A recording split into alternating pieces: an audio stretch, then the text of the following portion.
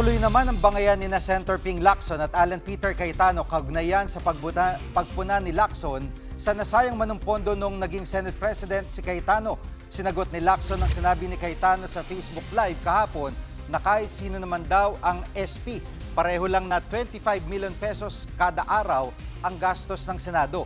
Pero buwelta ni Lacson, output ang pinag-uusapan.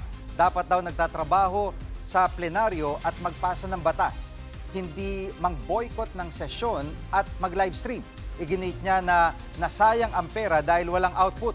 Muli namang nag-Facebook Live si Cayetano ngayong araw at sinagot ang mga birada ni Lacson.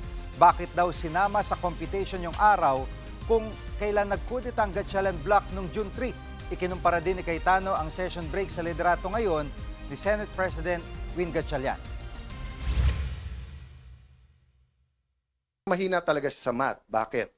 Because 12 is not 13. Pangalawa, akala ko ba sabi nyo tanggal ako nung June 3? O ilan araw ang May 11 hanggang June 3? O, paano naging 28? Diba? So makikita mo talaga na mahuhuli sa bibig ang isda. So sabi niya, isipin mo, walang productivity. O bakit ngayon break eh? Everyday ngayon, 25 million. So kung ngayon sasabihin ko, ang grupo ni Lacson at ni Gatchalian, 25 million today, walang nagawa. Mga kapatid, Jig Manikad po, pagdating sa mahalagang balita sa loob at labas ng bansa, dapat una sa lahat, mag-follow at mag-subscribe na sa social media pages ng News 5.